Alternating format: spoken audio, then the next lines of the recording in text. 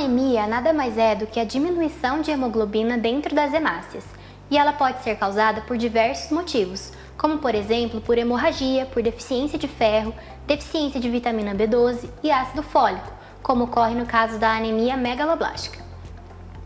Embora seja uma anemia macrocítica, em que as hemácias são maiores do que o normal, o termo megaloblástica não está relacionado ao tamanho das células, mas sim à formação de megaloblastos, que são grandes precursores nucleados e anormais dos eritrócitos.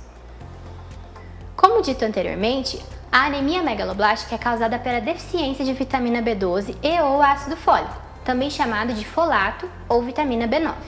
A deficiência de vitamina B12 pode ocorrer devido à baixa ingestão de alimentos de origem animal, que são a fonte dessa vitamina. Portanto, pessoas veganas devem necessariamente suplementar essa vitamina. A deficiência de ácido fólico se deve à baixa ingestão de alimentos com esse nutriente, como vegetais folhosos, frutas cítricas, dentre outros. Também pode ocorrer devido à absorção do nutriente no organismo. Alguns antibióticos, antiácidos e anticonvulsivantes podem interferir na absorção ou no metabolismo desses nutrientes, assim como algumas condições médicas, como por exemplo a doença celíaca, a doença de Crohn, doenças hepáticas e também o alcoolismo. Em circunstâncias normais, o processo de mitose, ou seja, de divisão celular, consiste na duplicação de material genético. A célula aumenta de tamanho e divide esse material genético formando uma cópia idêntica à primeira. No caso da anemia megaloblástica, por possuir deficiência na vitamina B9 e B12, que são importantes nesse processo de síntese de DNA e na produção de hemácias, esse processo é falho.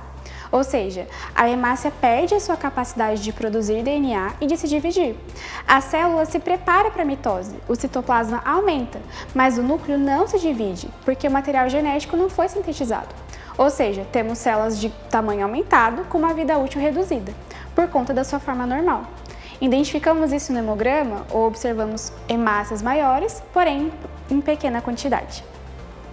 Quando falamos de anemia megaloblástica, não podemos esquecer de falar também sobre a anemia perniciosa, que é uma anemia autoimune, em que há uma deficiência na absorção de vitamina B12, que é ocasionada pela destruição das células parietais do estômago, que são as grandes responsáveis pela produção do fator intrínseco, que é extremamente importante para a absorção da vitamina B12. Portanto, essa anemia não deixa de ser um subtipo da anemia megaloblástica. Os sinais e sintomas gerais são bem típicos de qualquer tipo de anemia. Fadiga, fraqueza, tontura, palidez, falta de ar, palpitações. E os sinais e sintomas mais específicos referente à deficiência de vitamina B12 são caracterizados por desconfortos gastrointestinais, como diarreia e constipação. E sintomas neurológicos, já que a deficiência na vitamina B12 pode causar uma desmineralização, afetando os impulsos nervosos, gerando sintomas neurológicos como o formigamento nos pés e nas mãos e também a fraqueza muscular. O diagnóstico é feito através do hemograma e da dosagem de ácido fólico e vitamina B12 no sangue. No hemograma, iremos notar a diminuição na quantidade de hemácias e, consequentemente, do hematócrito, e, é claro, também na quantidade de hemoglobina, que apesar de ter sua estrutura íntegra, se encontra em menor quantidade devido à menor vida útil das hemácias macrocíticas. O VCM vai estar alto devido ao aumento do tamanho das hemácias. O HCM vai estar normal, porém o CHCM pode estar baixo devido à relação do tamanho da hemácia com a quantidade de hemoglobina dentro dela. A quantidade de hemoglobina está normal, mas a hemácia é muito grande, portanto caberia muito mais hemoglobina dentro dela. O RDW vai estar alto, indicando anisocitose. Podemos encontrar também eritroblastos, pois a medula está hiperproliferativa e não consegue mais liberar hemácias maduras.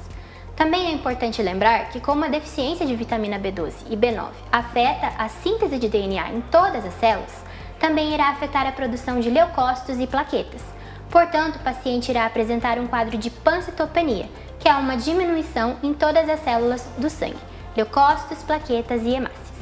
Por esse mesmo motivo, também podemos encontrar no esfregaço a presença de neutrófilos hipersegmentados. O tratamento consiste na investigação e tratamento da causa, porque sabemos que não adianta tratar os sintomas da anemia, mas sem tratar a raiz dela, seria um esforço em vão. Então, identificar a causa da deficiência de vitaminas no paciente é essencial para prosseguir com o tratamento. E, por fim, suplementar a vitamina B12 e o ácido fólico por via intramuscular ou oral. Espero que tenham gostado. Até a próxima!